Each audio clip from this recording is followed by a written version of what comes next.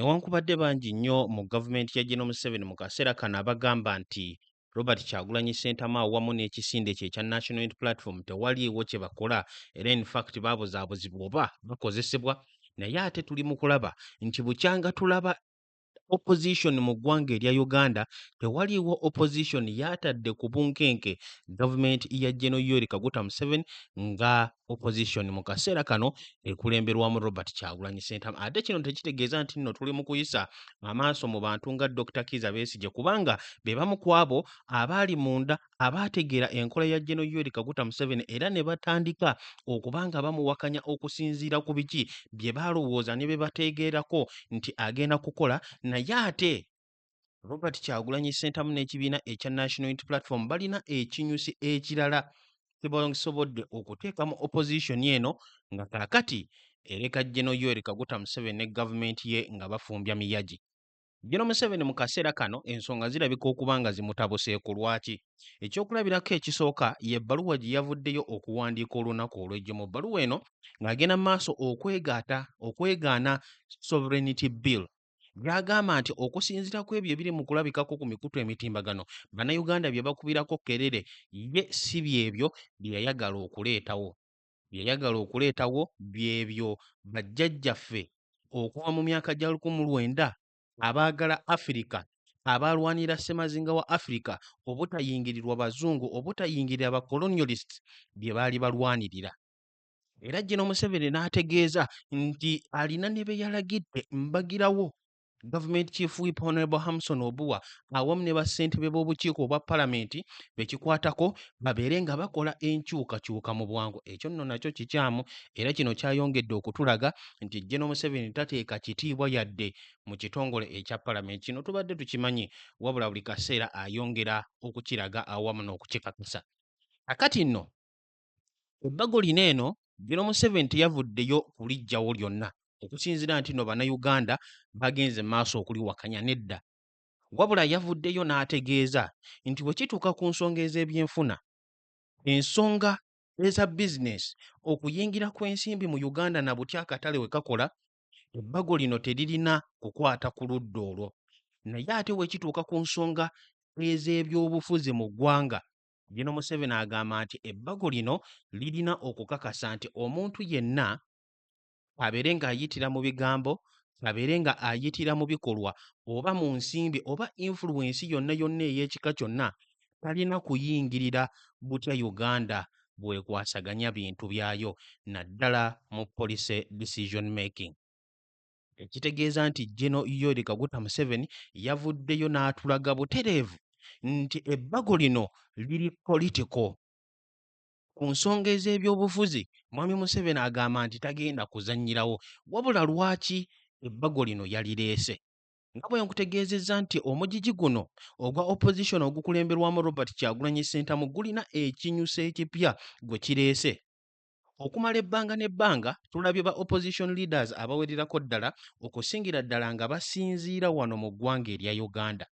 Ate nga bwe kityo bwe kirina okubeera kubanga waba wa kubeerawo nkyukakyuka bannayuganda bo bennyini be balina okukwata ewawunya kubanga be bannyini mufu okusobola okuleeta enkyukakyuka ey'omuggondo wano mu Uganda. Naye ate mu kuyambibwako Robert Kyagulanyi Ssentamu asobodde okukunga ne bannayuganda abali mu mawanga ag'ewabweru n'abo abalumirirwa era abaagaliza eggwanga erya Uganda okusobola okubunya obubaka obw'ebiki ebiri wano mu ggwanga lyattu erya Uganda. Kakati lwaki ntandise n'akatambi kano nga nkutegeeza nti General Museveni ensonga zirabika okuba nga kaakati zimutabuseeko olw'ensonga nti ku abo bannayuganda abali wano mu ground, bannansi abali mu Uganda bazze nga basirisibwa mu ngeri ez'enjawulo, nga batiisibwatiisibwa, nga bawambibwa, nga balemesebwa okukola enkuŋŋaana, nga abamu ku bo basibwa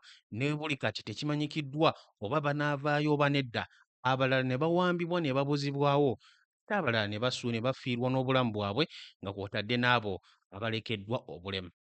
Naye bannayuganda mu mawanga ag'ewabweru, Robert Kyagulanyi Ssentamu n'ekibiina kye ekya NUP nga kw'otadde ne bakulembeze banne be basobodde okukunga baneeno General Yoweri Kaguta Museveni talina waabakwatirako era mu kaseera kano njaga okutegeeza nti ebbago lino erya sovereignty bill liri mu kutagetinga bannayuganda abali mu diaspora. Yavuddeyo n'akuba ttooki mu bbago ng'agamba nti teririna kukwata ku nsimbi zaabwe ze basindika, teririna kukwata ku ki kye bakola mu nsonga ez'ebyensimbi ze basindika wano ewaka, naye weekituuka ku byobufuzi General Museveni agamba nti teri n'omu alina kuyingirira nsonga za wano mu ggwanga erya Uganda. Kakati bannayuganda mu diaspora ebbanga eriwererako ddala kaakati tubalabye nga bagenda mu maaso okuteekateeka enkuŋŋaana ez'enjawulo okusobola okwongerayo n'okubunya obubaka ku ki ekiri wano mu ggwanga erya Uganda. Ne batakomaawo ne bateekateeka n'okwekalakaasa okw'emirembe ku streeti ez'enjawulo, ku embassies ez'enjawulo ez'amawanga ag'enjawulo mu Germany, mu Switzerland, mu USA, mu Bungereza, mu Canada, mu Dubai awamu n'awalala wonna wonna nga tekyetaagisa na Robert Kyagulanyi Ssentamu kusooka kubeerayo, wabula bo ne beekolamu omulimu okwongera okulabisa n'okuggyako akakookolo General Museveni ke yasiba abazungu nti eggwanga erya Uganda ligoberera enkola eya demokrasiya. Kakati bannayuganda bano mu diaspora n'olw'ensonga eyo ne babeera nga bafuuse akayinja mu ngatto nga be bali mu kulemesa ebintu bingi nnyo General Yoweri Kaguta Museveni ne gavumenti ye bye yandyagadde okuba ng'atuusaako engalo olw'ensonga nti obulimba bwe eri mu mawanga ag'abazungu bugenda busangulwawo. Era n'olw'ensonga eyo mu kaseera kano ebbago lino erya The Protection of Sovereignty Bill 2026 lye ligenda okuyambako okusirisa mu diaspora.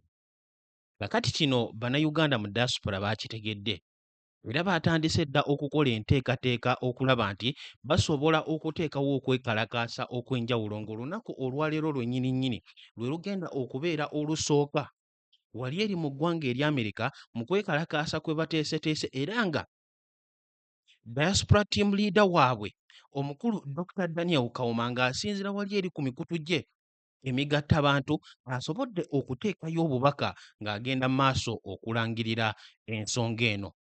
Wali ku Point Media UG obubaka buno tugenda kuba tubwetegereza bulungi nnyo era buli kimu kyonna kyonna obeere nga oyongera okukitegeera kiki ekyo aba NUP mu diaspora abayagala enkyukakyuka kye bateeseteese okukola. Ye abaffe kigenda kugatta kitya ku NUP struggle, ku nkyukakyuka ate kigenda kukosa kitya gavumenti eri mu buyinza mu kaseera kano.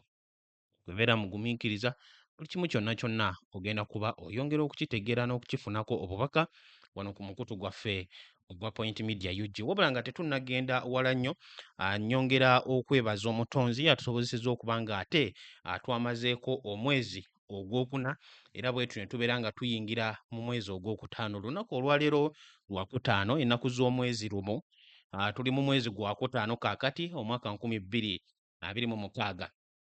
Nnyaniriza era ne mbuuzaako yenna yenna asobodde okuba ng'akyekumidde ku mukutu ogwa Point Media UG gw'atambudde naffe okumala akaseera omulimu gw'okola gw'amaanyi ate ggwe agenze mu maaso okuba nga otweyungako tukwaniriza era ne tukukubiriza genda mu maaso obeere ng'osubscribinga, teekako notification bell, likinga, sharinga ate commentinga tubeere nga tutambulira wamu bulungi nnyo. Katugende mu bubaka obusooka obw'omukulu Dr. Daniel Kawuma mu biki bye yavuddeyo okuteekayo ku kulwana oba olulwana bannayuganda lwe bali mu kuteekateeka wali eri mu Amerika mu kulwanisa oba okuwakanya ebbago lino erya the Sovereignty Bill. Dr. Daniel Kawuma yawandiise ng'agamba nti join the protest against Museveni regime's attack on the diaspora, including our economic, political and civil rights. Agamba nti weegatte okwekalakaasa ku lulwana ku gavumenti ya Museveni olw'obulumbaganyi lwe bali mu kukola ku bannayuganda abali mu mawanga ag'ewabweru ng'okwo kw'otadde ensonga zaabwe ez'ebyenfuna, ez'ebyobufuzi awamu n'eddembe lyabwe ery'obuntu. Dr. Daniel Kawuma agamba nti Ugandans in the United States will be protesting this Friday lwe lunaku olwaleero on the streets of Washington, D.C. against the North Korean draconian sovereignty bill being imposed on our nation. Agamba nti bannayuganda wali mu Amerika olunaku olwaleero olwokutaano bagenda kuba beekalakaasiza ku street eza Washington, D.C. jjukira nti kino kye kibuga ekikulu eky'Amerika nga balwanisa etteeka ery'abannakyemalira eryefaananyirizaako eryo eriri mu North Korea erya sovereignty bill eriri mu kukakibwa ku ggwanga lyaffe erya Uganda. Omukulu agamba nti Museveni and his radical NRM political class are waging a war on the Ugandan diaspora and we are ready to fight back. Agamba nti newankubadde Museveni n'abantu baba NRM bali mu kuteekateeka okukola olutalo olw'amaanyi ku bannayuganda mu diaspora naye nabo beeteefuteefu okwerwanako. Everyone affected by this bill is welcome, including the business community, researchers, bankers, civil society, activists, and our diaspora family working to support their families.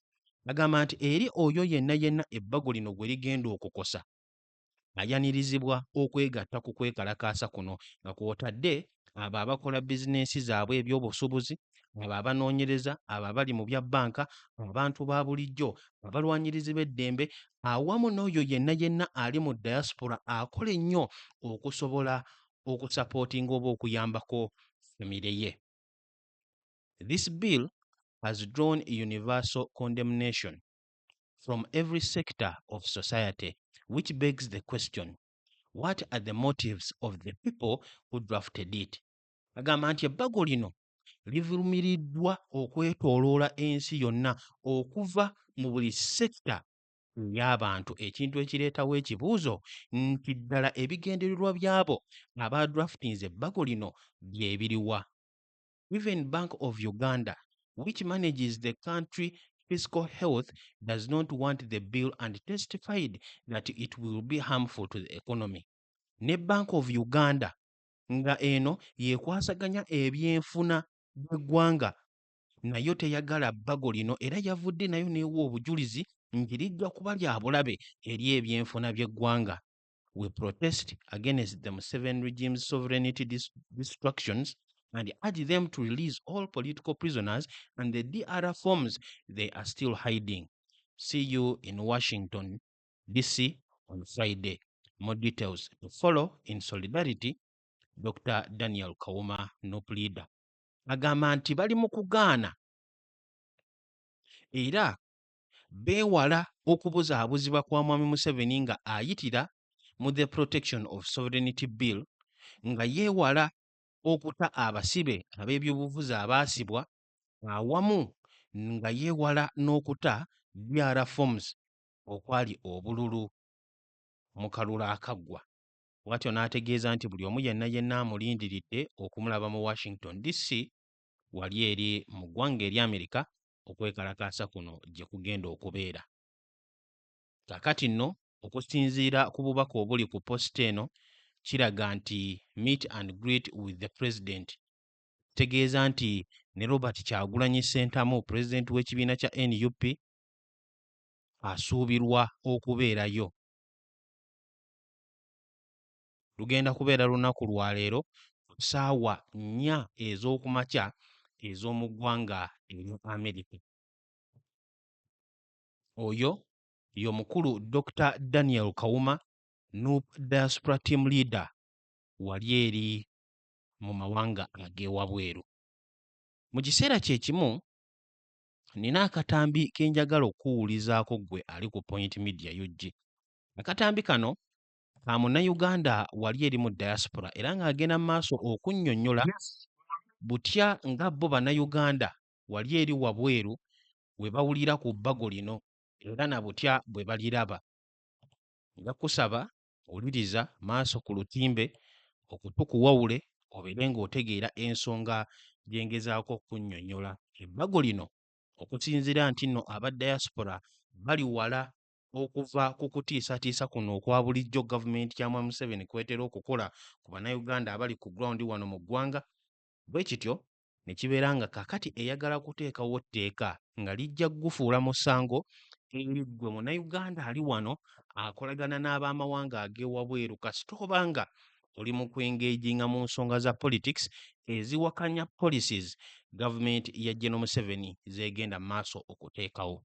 Ekitegeeza nti mu kaseera kano gwe awuliriza era alaba omukutu ogwa Point Media UG tokkirizibwa naddala nga oli wa wabweru okuba nti oyogera ku biki Uganda byegenda mu maaso okukola. Katuwulirize omwami ono katono nnyo tugenda kuba tukomawo ate n'obubaka obulala okuva ew'omukulu Dr. Daniel Kawuma.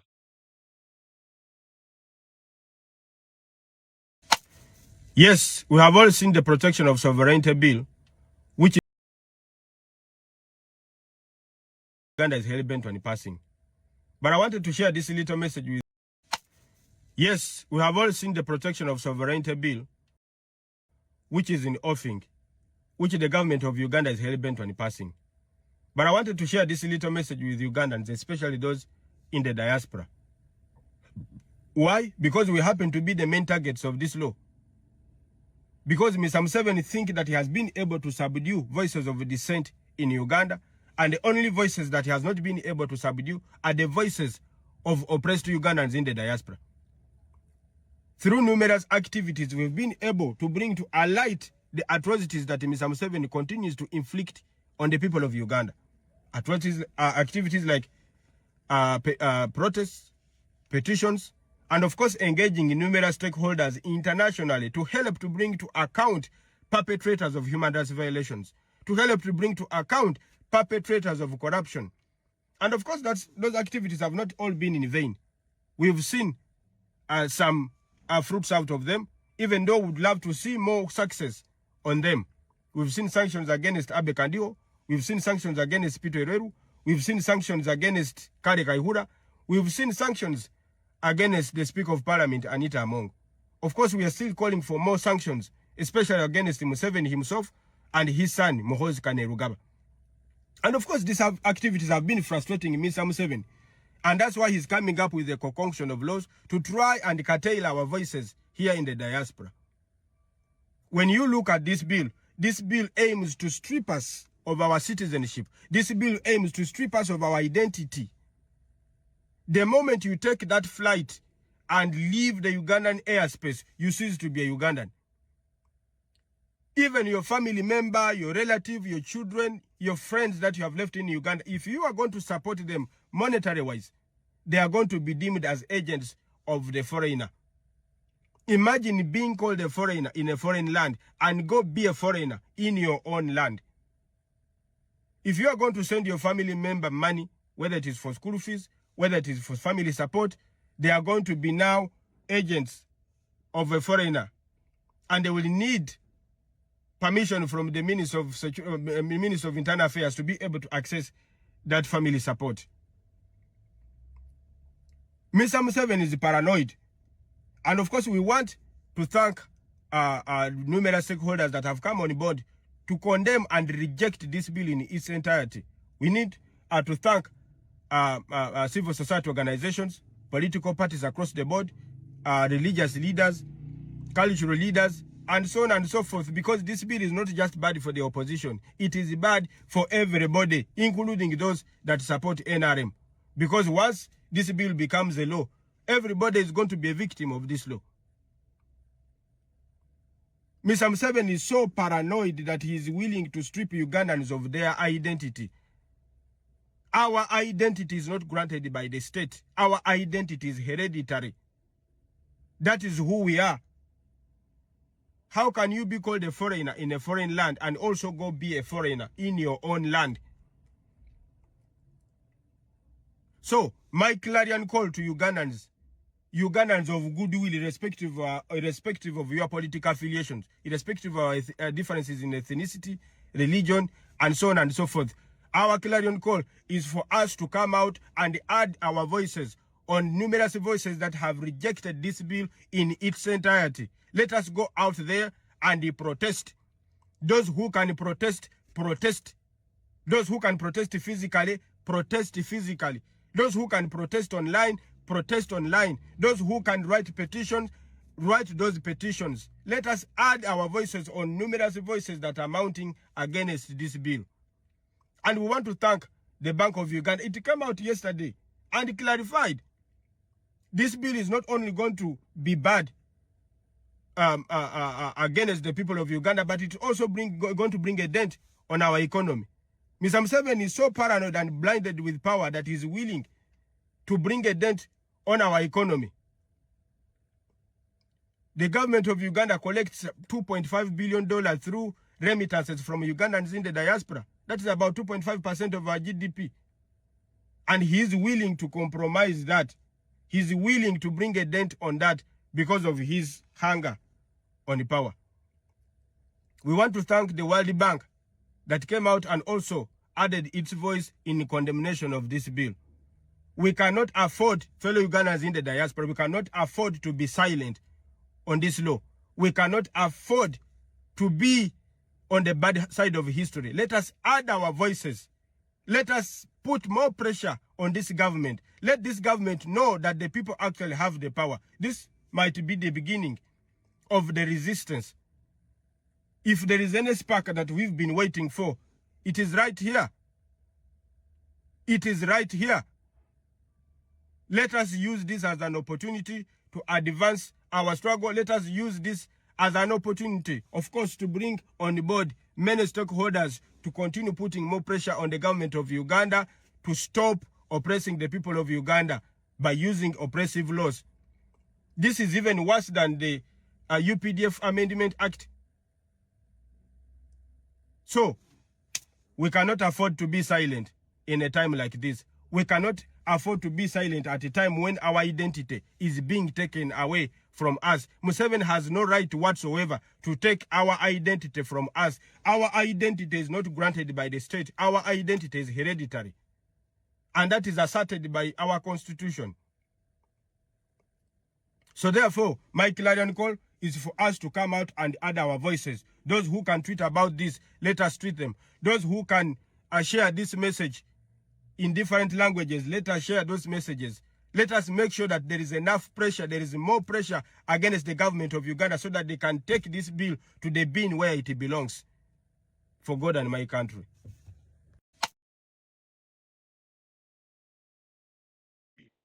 Okyali ku Point Media yoki weebale nnyo wonna w'osinzirira kubanga osobola okugoberera kakati nga bwe nkutegeezezza nti okusookera ddala waliwo okukkiriza nti ebbago lino lya byabufuzi era nga bwe tulabye amateeka mangi nnyo awamu n'enkyukakyuka mu mateeka ezireeteddwa nga bannayuganda bavuddeyo okuziwakanya naye ate ne ziyisibwa si ku lwa bannayuganda amateeka ago ne gayitamu si ku lwa bannayuganda oba olw'okuyamba oba olw'obulungi bwa bannayuganda naye olw'obulungi bw'oyo omuntu omu ali mu bukulembeze era ayagala okubeeramu. Amateeka gano nzize nga ng'ogerako okutandikira ddala mwaka gwa 2005 okuggyawo ekkomo ku bisanja, ne tugenda ku mateeka okuggyawo ekkomo ku myaka, ne tugenda ku mateeka ag'enjawulo ge tuzze tulabako UPDF Amendment Bill ey'omwaka oguwedde n'ebirala byonna byonna.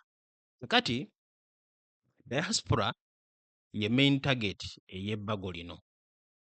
Era olunaku olw'ejjo Gen. Museveni ekyo yayongedde okukifuula clear. Kubanga ng'oggyeko ebitongole eby'enjawulo, gavumenti ez'enjawulo awamu n'emikago egy'enjawulo egitera okuwuliriza bannayuganda awamu n'okubawa obuyambi. Naye ate nga era emikago egyo gavumenti ezo nga UAE, nga America, nga Bungereza, ng'omukago ogwa European Union, bino byonna byonna era biteeka ne ssente mu gavumenti ya Gen. Yoweri Kaguta Museveni. Kakati ekyo kisobola okulaga nti oba oli awo Gen. Museveni awo tayinaawo nnyo buzibu. Naye ate bannayuganda bano abali mu kuggula amaaso ga gavumenti ziri ezizenga ziyamba mwa Museveni, emikago egizenga gikkiririza mu Gen. Museveni nti ddala eggwanga erya Uganda litambulira ku nkola ya demokrasiya era eddembe ly'obuntu lissibwamu ekitiibwa, amateeka gagobererwa, ekyo kye kifuuse obuzibu mu kaseera kano. Omwami oyo okuvuunuliramuko katono nnyo biki byagenze mu maaso okwogerako. Agamba nti diaspora ye main target. Mwami Museveni b'ayagala okunavuya ng'ayisiza mu bbago lino, ng'ayitira mu bbago lino. Lwaki? Olw'ensonga nti alowooza bo bannayuganda ku ground yamala dda okubakkakkanya, amaloboozi gaabwe tegakyayitamu nnyo. N'olw'ensonga eyo kaakati alina okutunuulira abo abali wabweru b'atasobola kutuusaako mukono, wabula kaakati kaabakolera amateeka. Amateeka ago ng'ebbago lino kaakati ligenda kugaana ggwe munnayuganda wano okuba ng'okolagana ne bali eri abeeri, ekitegeeza nti bannayuganda kaakati abamanyikiddwa nti balina connections n'abantu abali mu diaspora, ate mmwe kigenda kubeera kibi nnyo. Ensimbi yonna ne weebeera nga yakkuba ezaawo kasita eyingira wano, singa ebbago lino ligenda mu maaso okuyisibwa ne lifuuka etteeka, ejja kuba ekwatibwa, era naawe osobola okugwa mu buzibu. Omukulu ono agamba nti ebbago lino lyagala kuggyako bannayuganda obutuuze bwabwe olw'okuba bafulumye ne basala ensalosalo, ekintu ky'alowooza nti si kya bwenkanya era tekirina kuba nga kikolebwa. Gavumenti erina okuba nga erabirira abantu baayo. Kakati essaawa nga ziizo emabega, Dr. Daniel Kawuma yayongeddeyo obubaka obulala. Obubaka buno era nga bwakwongera kuba ttooki awamu n'okukunga buli muntu yenna asobola abeere nga yeegatta ku kwekalakaasa okugenda obeera wali eri mu Washington DC mu ggwanga erya Amerika. Dr. Daniel Kawuma yawandiise ng'agamba nti defend our rights, protect our future. Tulwanirire eddembe lyaffe ate tukuume n'ebiseera byaffe eby'omu maaso. Join the May 1st Ugandan diaspora demonstration in Washington DC against the sovereignty bill. Fellow Ugandans and friends of Uganda, we invite you to stand with us in a peaceful, non-partisan demonstration against the proposed bill currently before Parliament. A measure that poses a threat not only to the diaspora but to the constitutional rights and economic lifeblood of our motherland. Agamba nti buli omu yenna asobola abeere nga abeegattako ennaku z'omwezi nga lumu omwezi ogwokutaano olwaleero mu kwekalakaasa okugenda okubeera okw'emirembe wali eri mu Washington DC, era ayaniriza buli omu okuyimirira mu ddembe ate ng'okwekalakaasa tekugenda kubeera mu ludda oba lwa byabufuzi, wabula basobole okulwanisa ebbago eriri mu maaso ga Palamenti kaakati eriri mu kukozesebwa nga ekyokulwanisa era nga ligenda kubeera lya bulabe si eri abo bokka abali mu diaspora, wabula ligenda kubeera lya bulabe eri n'eddembe bannayuganda lye balina eryabaweebwa ssemateeka awamu n'okubeerawo kw'eggwanga erya Uganda mu byenfuna. Agamba nti what has unfolded in recent days makes one thing unmistakably clear. This bill is not the product of careful thought, broad consultation or national interest. Agamba nti okusinziira ku ebyo ebibaddewo mu nnaku eziyiseeko emabega, waliwo kaakati ekitegeerekese nga tewaliwo na nsobi gy'oyinza kwogerako nti ebbago lino teryakoleddwa mu ngeri ey'okusooka okuliwoloozaamu obulungi, okusooka okukola okubuuliriza oba yadde n'obulungi bw'eggwanga nedda. Agamba it is a sweeping and dangerous attempt to silence dissent, target critics and weaponize the law against Ugandans both at home and abroad who dare to speak, organize or hold power to account.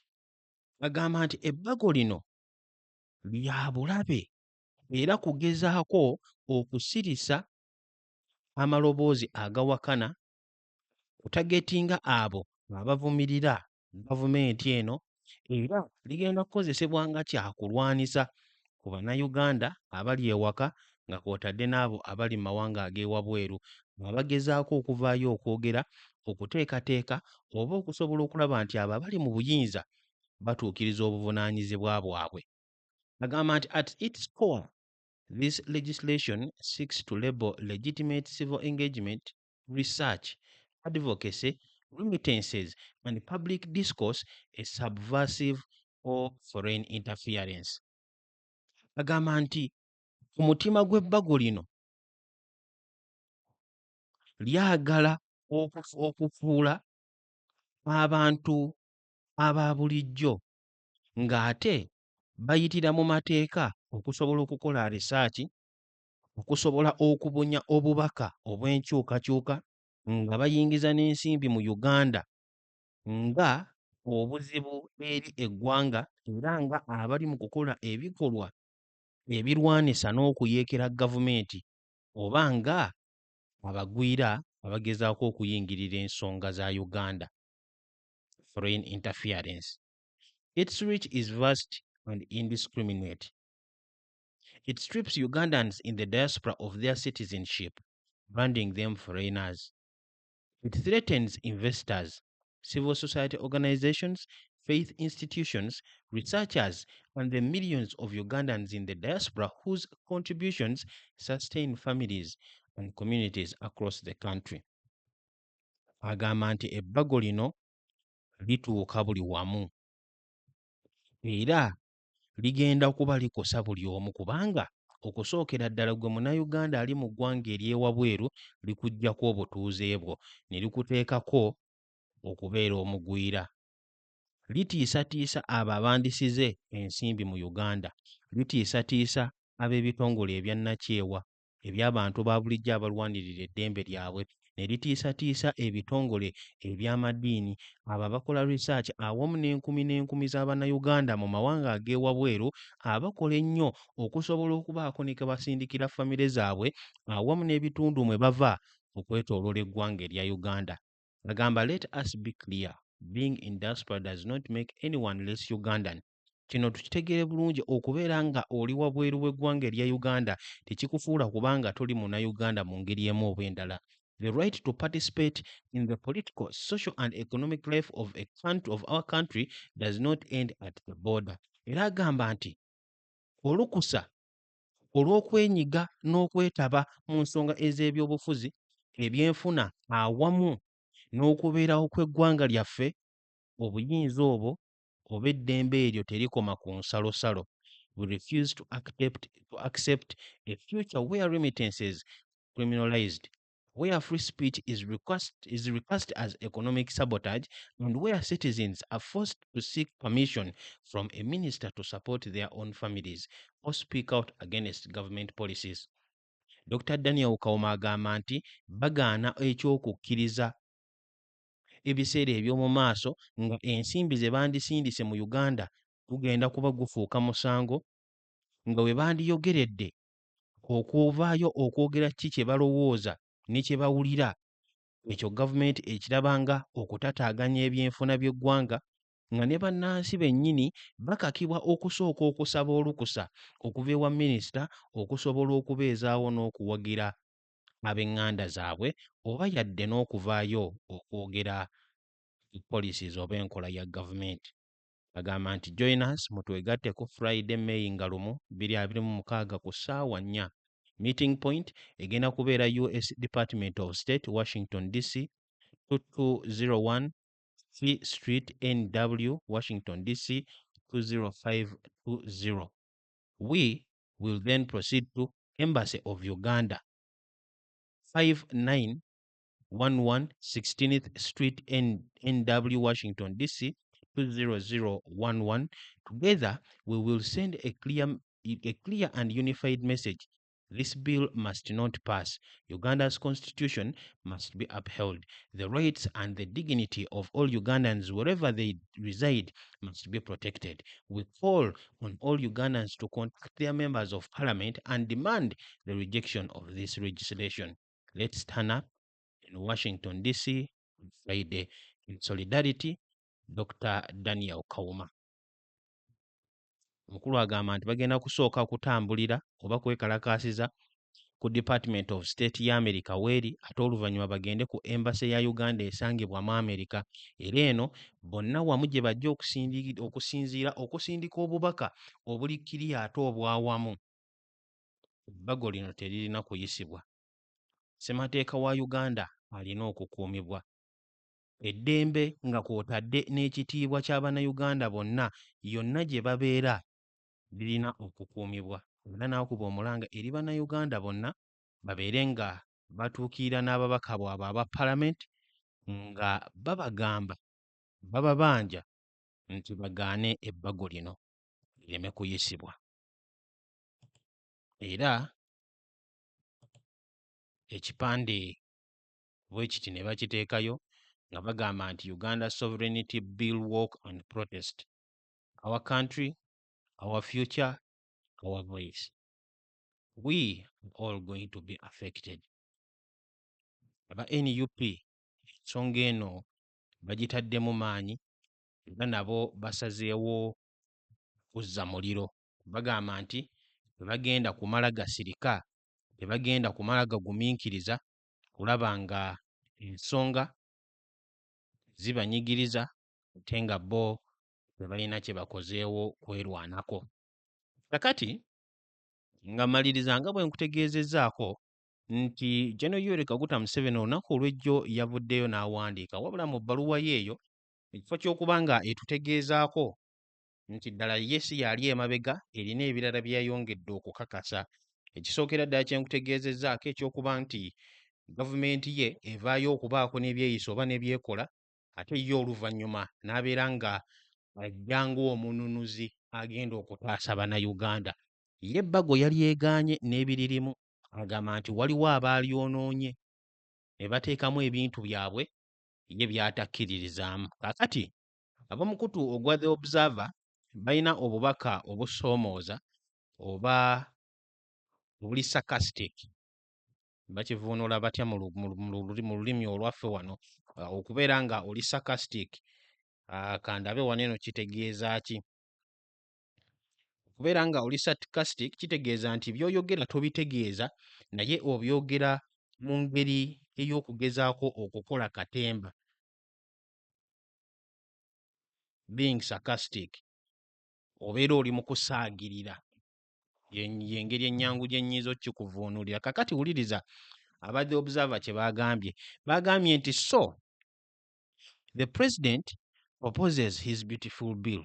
Bagamba nti kaakati katuune bulungi nnyo ebbaluwa ya General Museveni ki kye yabadde etugamba nti president yavaayo n'ateesa ebbago lye eddungi.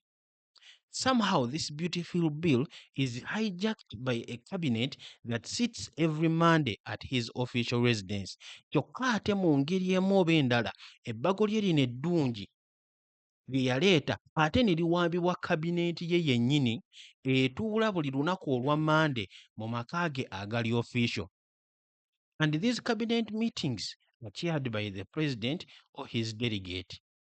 Kyokka ate entuula za kabineeti zino zikubirizibwamu pulezidenti kennyini oba oyo gw'abeera asindise. Ab'Observer bagamba anyway, naye ng'ekyo tukivuddeko clauses nti obuwaayiro obuli mu bbago lino not 1, not 2, not 3, not 4, not 5 are inserted.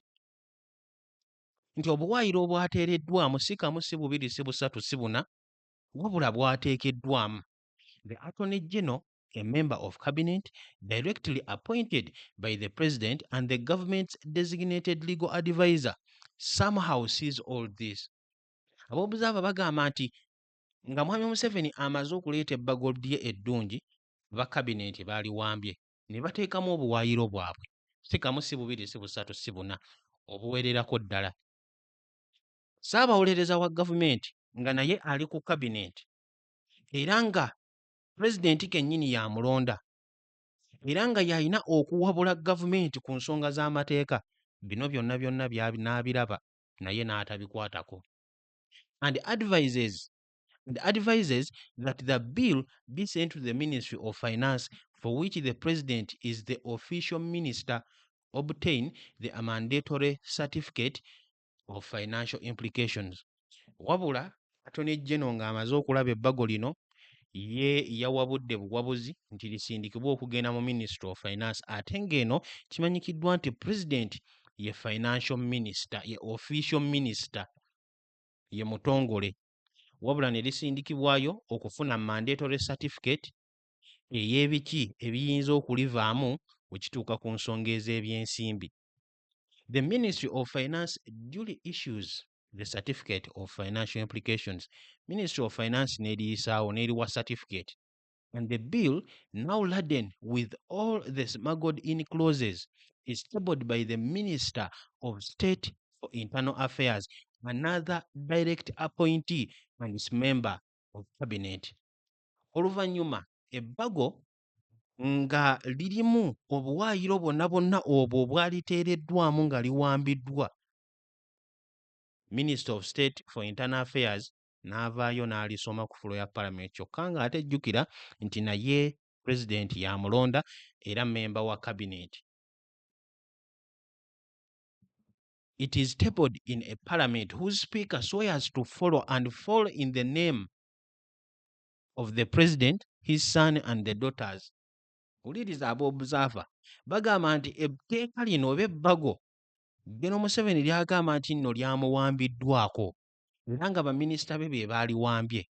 Oluvannyuma lw'okuyita mu mitendera egyo gyonna lyatwaliddwa mu palamenti ewali sipiika alayira okugwa era okugoberera pulezidenti, mutabani we ne bawalabe bonna buli wamu bwe balaga.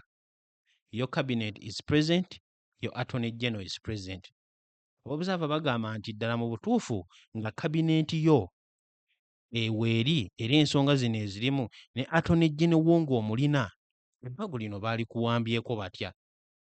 For the next 2 weeks, your attorney general vehemently defends the bill on the floor and across your government's media. Your latest big bluefish recruit, a lawyer, a law professor, almost without prompting, steps in to defend the bill nonetheless. Your toad eaters, who also swear by the father, if not the son, besmirch anyone opposed to the bill, branding them rent merchants and foreign agents. Conductor, Masao ku Mulago stage. Obubaka buno gwe ali ku Point Media UG buyinza okuba nga buli mu kwogerwa mu ngeri ey'olusaago naye ate bulina kinene nnyo kye bulaga. Abadde aba-observer bakomeekeza bagamba nti okumala wiiki 2 Ssaabawolereza wo owa gavumenti mu maanyi amangi awolereza ebbago lino ly'ogamba mbu baakuwambako ku fulo ya palamenti awamu n'okwetooloola ku mitimbagano era ku mawulire ga gavumenti. N'omuntu wo ekyennyanja kyo ekyali mu bbulu bw'oba totegedde oyo y'omukulu Yusufu Nsibambe. Ekyennyanja kyo ekinene ekyali mu bbulu kye waakajja okuvuba munnamateeka omugundiivu awatali yadde n'okweteekateeka oba okwesikamu n'atandika okuwolereza ebbago lino. Abawuzi b'obunyama bo nabo nga bwe baba nga tebaalayira kutambulira ku ggwe, baalayira kutambulira ku mutabani, mu busungu ne bavaayo okubwebwena, ne bavaayo okuyuzaayuza oyo yenna awakanya ebbago lino, ne babayita n'obbayita abakozi b'abagwira. Gwe yawuliriza era alaba omukutu ogwa Point Media UG, ekyo kye kiri mu kugenda mu maaso mu ggwanga erya Uganda mu kaseera kano. General Museveni nkomekkereza nkugamba nti ebintu bimutabuseeko. Aba diaspora bamufuukidde akayinja mu ngatto. Sigenda kusukkawo wano, mwebale nnyo, mwebale ddala okugoberera n'okutambula naffe. Mubeere bulungi era mweraba.